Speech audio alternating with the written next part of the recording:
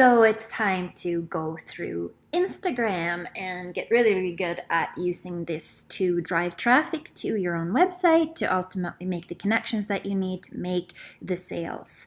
So remember that social media is about adding value to people's lives, to making connections, to be social, helpful, all of these things, and sales will happen anyway. This is not about being pushy, sleazy, or salesy. Okay, so I'm on a desktop. I'm actually on my laptop, but not on my app, as you can see. And there are a few reasons for that. I'm going to click Edit Profile. Your bio.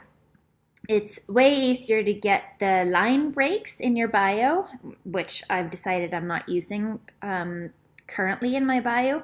But if you go to your notes, write your bio for Instagram, you can actually copy that, including the line breaks, and paste it into your bio on Instagram, should you want that.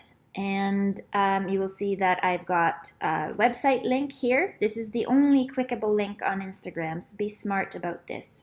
Linktree is a resource where it's made for Instagram. It's so that you can have just one link and people click on this and then they will get to a page. They will get to a page that looks like this, and you can post all kinds of links that you want people to click through on there.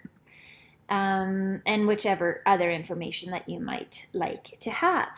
It's important too that you are running a business Instagram account, and you can convert your private one or you can create another one for your business. Okay, so submit this. There was a problem saving your profile. Oh well. I didn't change anything, so there we go. I want you to take a look at my much neglected Instagram, and I'm about to jump into improving this alongside you, so that will be a lot of fun. I want to increase my followers and my likes and my comments, and I want you to notice something. I got 63 likes on this picture here, and I only got 142 views and 2 comments on a video I put up. A stock image of a beautiful lion got about as many likes as my turmeric lattes, golden milk.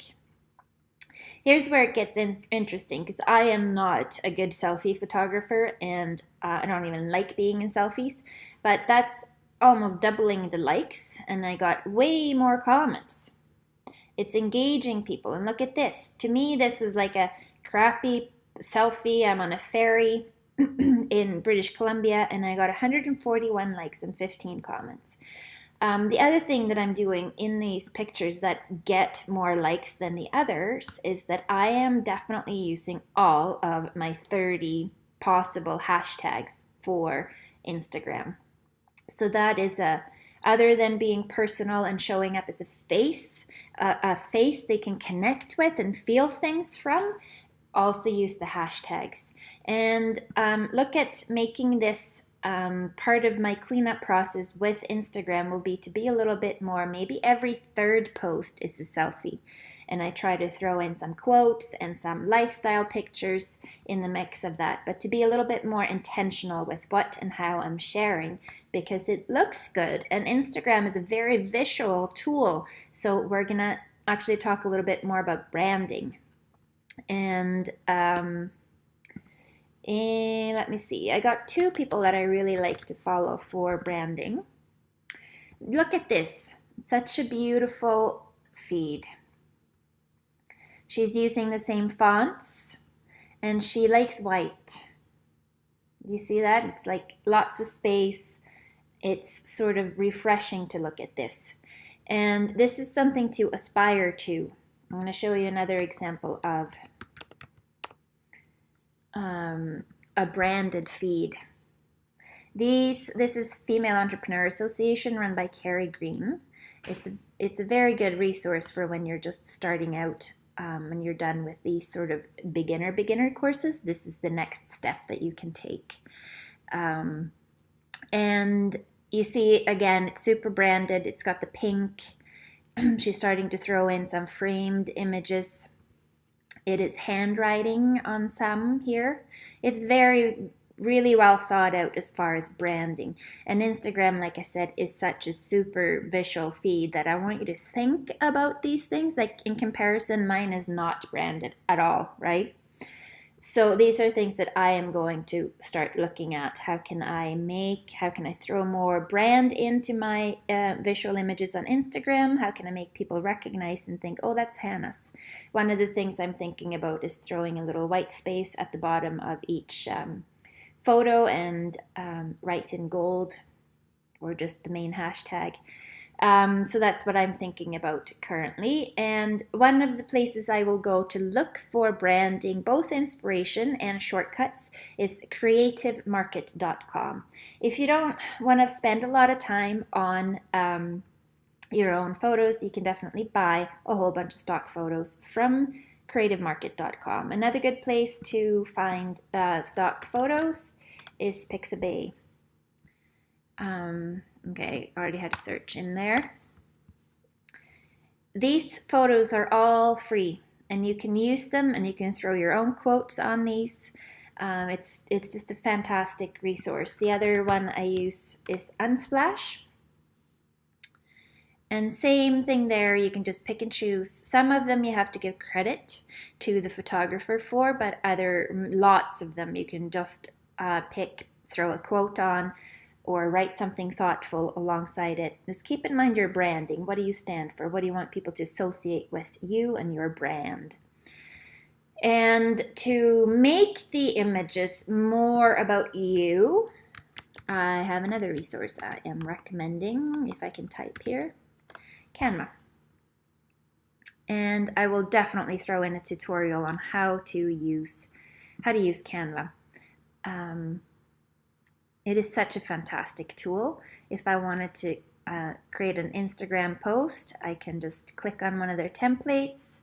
I can either upload a new photo or I can use one that I already have uploaded. Let's throw this one in. There we go. And just pick the font. I can change the font to make sure I have the same font as I have on my own website. I use a lot of Playfair. And maybe I want to have my cursive handwriting font that I have picked there. And with and I don't like that one in capital letters. So let's just do that, right?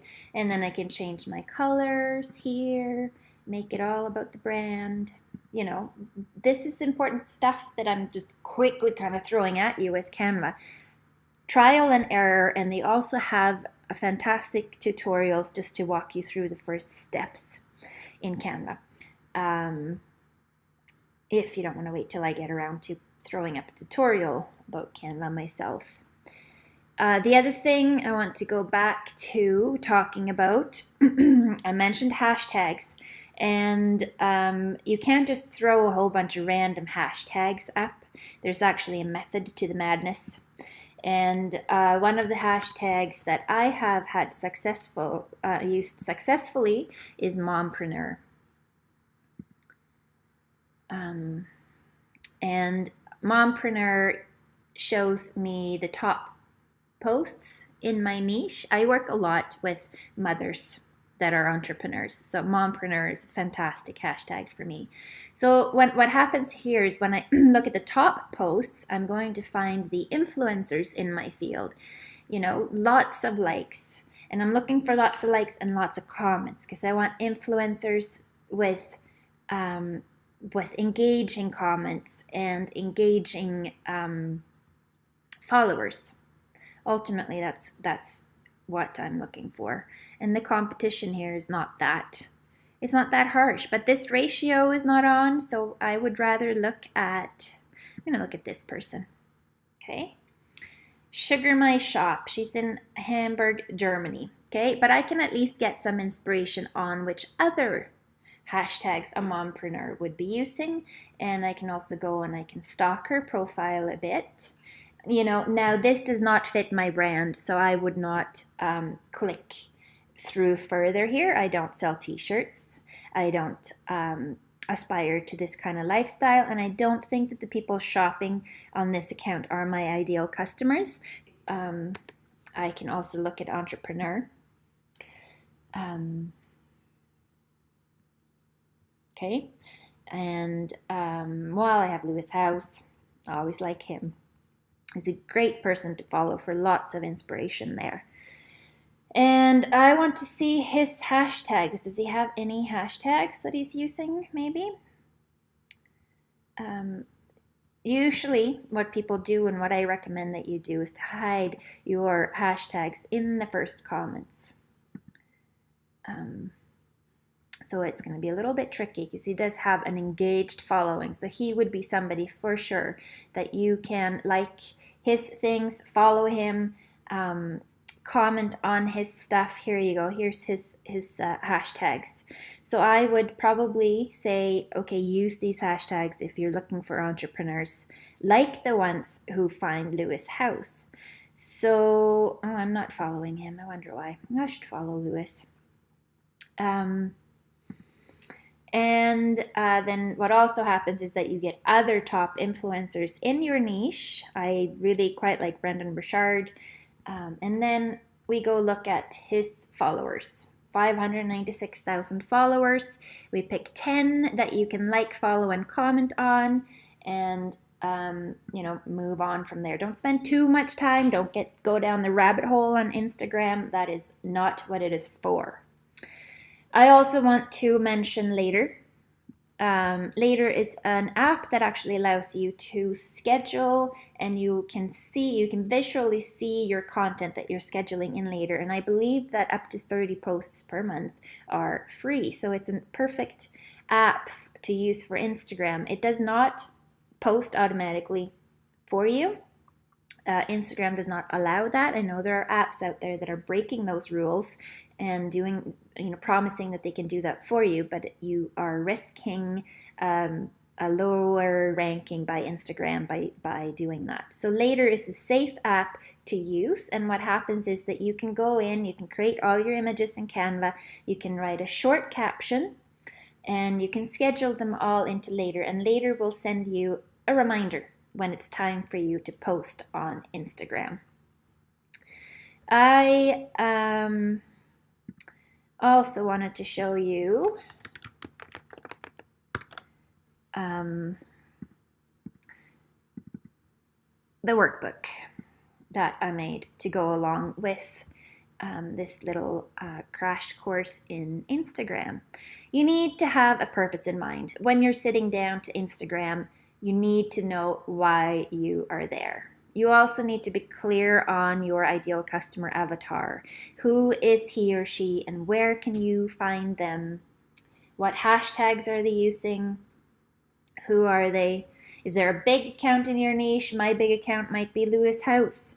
Name 3 influencers. This is exactly what I just went through. You comment frequently, but not stalker often. But every day on at least one of their posts. And I think that for you should be able to post 3 times a day on Instagram without overwhelming your followers. So the larger following you have, you might see them post more frequently. And do some hashtag research, like I said, just went over that.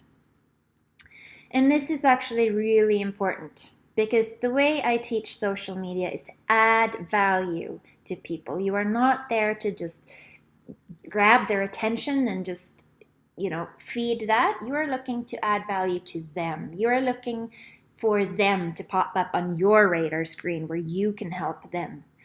And then I will want you to be really clear on your brand and your branding and what do you stand for. I showed you a couple of really well branded Instagram accounts.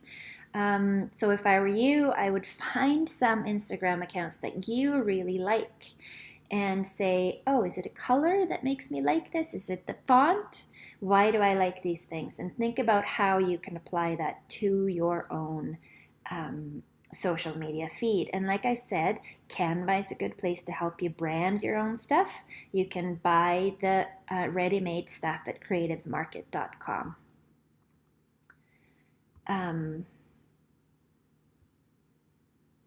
Yes, that's what I was just saying. Talking about influencers, you noticed that I had Linktree. We talked about that, talked about Later, but SmarterQueue is actually a better social media app than Later when it comes to adding more accounts. It's reusing all of your old content as well, so you're sort of off the hook. Well, the last thing that I have thrown into this Instagram package is the 21-day momentum gaining Instagram challenge.